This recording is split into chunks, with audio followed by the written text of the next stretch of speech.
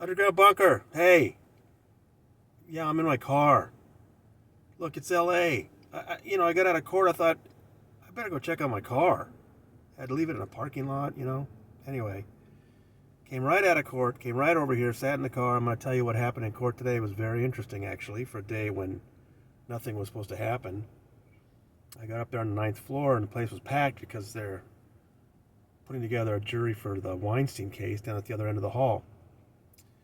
But things were pretty quiet in Judge Olmedo's courtroom. It was just Ariel Anson for the people. Deputy DA Mueller wasn't there today. And for the defense, it was Philip Cohen and Karen Goldstein.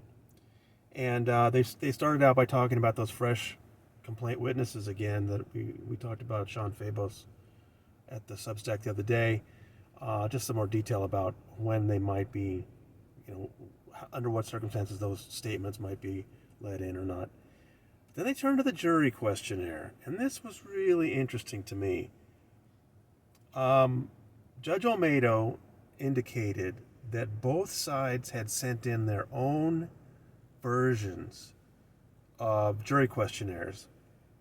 And for those of you that maybe are not all that familiar, tomorrow begins jury selection. They're going to bring in many people as potential jurors, and the court needs to figure out which ones are actually going to be around, and who's going to be actually sitting on that 12-person jury. It takes a while to select them, and one way they do that is with a questionnaire. They want to ask the jurors about themselves, and both sides want input on what's in that questionnaire. So that was the subject today, and apparently the judge indicated that both sides had submitted lengthier questionnaires than the one the judge wants to give the jurors. The judge just wants to give a 2-page questionnaire, and the defense gave her like a 20-page questionnaire or something crazy. And she said, no, we're just going to go with my 2-page questionnaire. And she explained why. She said the way she would, and she says that she does things a little differently, I guess.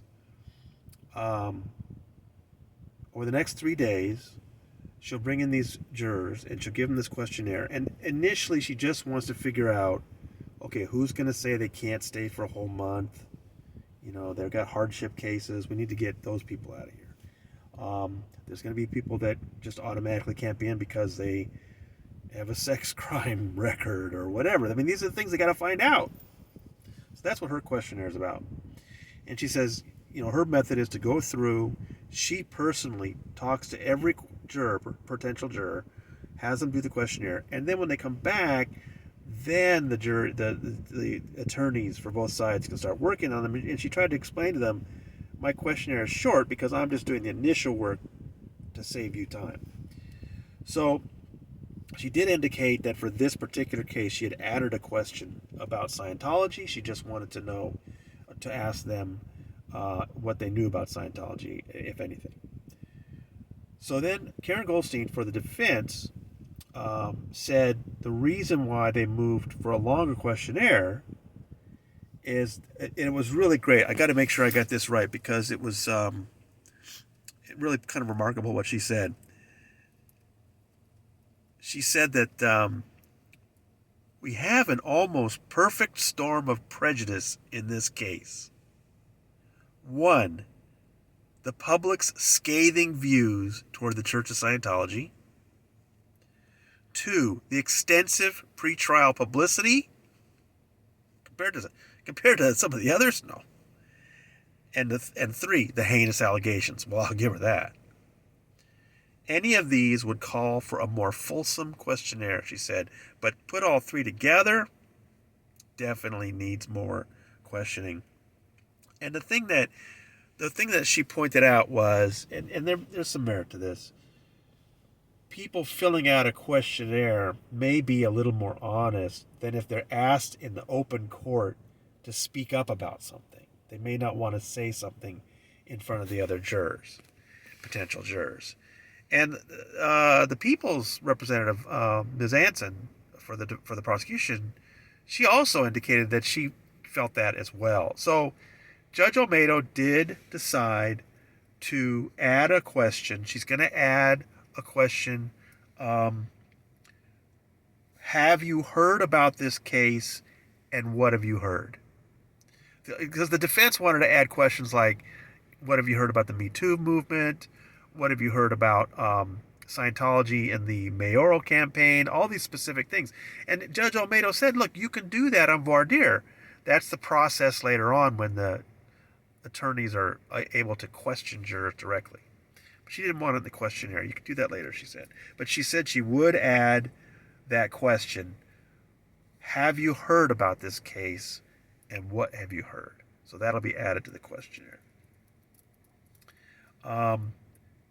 Oh, and then the other thing that was really interesting to me was multiple times Karen Goldstein, her example to why there might be prejudice and it might be difficult to seat a jury.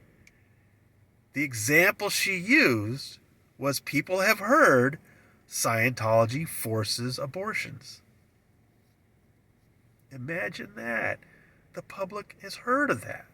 What do you know? Who's been telling them that?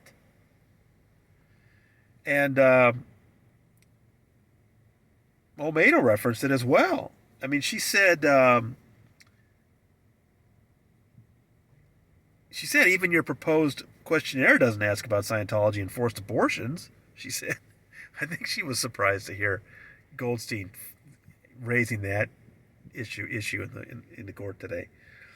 That is funny. I don't know. Masterson's attorneys saying he's not going to get a fair trial because people have heard Scientology forces abortions. Well, maybe they should stop forcing abortions. What do you say? Anyway, then she said she said they're turning in their witness lists tomorrow. So hopefully we'll be able to get some sense of those soon. And she asked about, this was an interesting little tidbit. So there's only, it's not a huge courtroom. There's limited space. And they've only set aside a few seats for media. Luckily, we got one of those seats. And she asked both sides how many do they need, like, family, friends and family, whatever. Family, basically. And Goldstein said Danny's side wanted 14. And Olmedo said, you're not getting 14. And she said she was expecting that you'd ask for 5 or 6, but she's going to give them 8. The people said 6 was fine with them. So 8 members of Danny's family or some other connection to him will be coming to court every day. Very interesting. Then there was an interesting thing that came up about names. And I've brought this up several times that although I always refer to them as Jane Doe 1 and Jane Doe 2, and then I usually refer to Chrissy as Jane Doe 3, even though she did go public. In court, they use partial names, which I'm not going to say, but a couple of the women, they use their first name, and one of the women, they use the last name. And Olmedo explained that this is by statute. They have to do this, I guess, to make sure that the jurors don't get confused who's who. And I understand that. But I've tried to talk to other reporters because I can tell you that some publications, after I raised this with them, are using Jane Doe 1, Jane Doe 2. Because by using the partial names in news stories, all you're doing is identifying sexual assault victims. And most publications don't do that. I don't know why they think just because they're using the names in court, they can use them in their news stories. But that's a separate issue. What Philip Cohen brought up, was that 2 of these women are being referred to by their first names in court. Well, that implies a kind of familiarity, right? He asked Judge Olmedo today if he can refer to Mr. Masterson by his first name. You see what he's trying to do there? And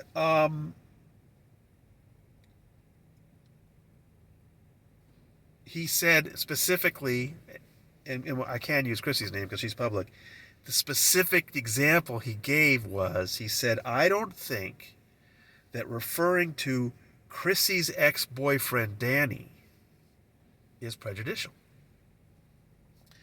So this is what Judge Olmedo ruled. She said that Mr. Masterson's first name will come up in testimony, of course. The women will refer to him as Danny. He's referred to as Danny in documents. But she wants the attorneys in court to show professionalism, and Mr. Cohen should refer to his client as Mr. Masterson at all times. But to be fair, she then asked that there be a slight change in the way the women are referred to. It's hard for me to describe it because I can't talk about who they are, but to try to make things a little more formal on the other side as well. She's always trying to be as fair as possible. She's a really interesting person. Um, and then Cohen, I like this. He's a very snazzy dresser, by the way. He said, just so my request is clear, I wouldn't be saying Danny, Danny, Danny and patting him on the shoulder. But, it's still a subtle thing. And I think the judge knew that she couldn't allow that. And then there was another interesting exchange. That was a lot of fun stuff today. The other thing was that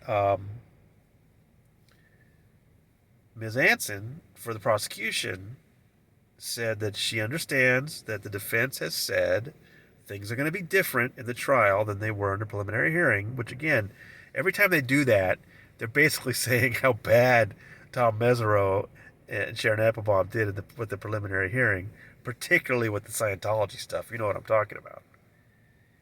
And Ms. Anson today said, referring to things being different, but there's going to be Scientology. What about the ethics book? And, those of you who were around last year will remember the incredible moment when Tom Mesereau brought the Scientology ethics book into the case, and it ended up completely backfiring on him. And then it was entered as evidence. And why it's important is that all three women say that as Scientologists, it was drilled into their heads. You cannot turn another Scientologist into, even for crimes. And it states right in the ethics book that you can't turn in another Scientologist to civil authorities. It uses the word civil authorities, which plainly includes the police. And so that book now is in evidence, and it's an important part of the case. So she asked about, they don't want to put in the whole book or bring it all up, but can they refer to it? And so she and Judge Olmedo went through that a little bit about how they're probably just going to, ask Jane Doe 1 again about where did you hear that this rule and where did it come from, and she might testify that it's in the ethics book, but they're probably not going to bring the ethics book physically into the courtroom, something like that. But it was, again, just another amazing moment where Scientology is being discussed in this courtroom, and I just find it fascinating. So that brought up a whole nother little mini discussion about Scientology and what's going to be discussed. And Cohen was sort of, half complaining about, I'm not sure how you bring in these things, but stay away from discussing scripture or whatever the prohibition is in court. And Judge, I don't know how you walk that line. And Judge Olmedo says, I'll show you how we walk that line. It was a fun moment. These are very intelligent people, very talented people, and it's if it wasn't such a terrible, horrible subject matter, it might be, fun to watch them performing. But anyway, and I guess, that's basically the only other thing. They were discussing some logistics about masks and jurors and that kind of thing. But basically, for a day when basically nothing was supposed to happen, I found a lot of very interesting things going on. The real action starts. The next 3 days they'll be giving the jurors a questionnaire. I'm not sure there's going to be much to report from that. Next week, the attorneys will begin voir dire, and they'll be able to ask these jurors about, their all kinds of things, their backgrounds, their experiences, their thoughts about Scientology. That should be pretty interesting. And then we'll get to the actual trial itself. She said something about how trial will go from 9 in the morning to 4 in the afternoon each day. I believe Fridays are dark in the court. And I think that's about it from today. Whew. I'm, you know, I'm just hoping that I don't miss anything. There's other reporters there. I'm sure you'll hear some other versions of what went down. But yeah, we'll do our best. We'll keep an eye on things. Thank you very much. Talk to you again soon.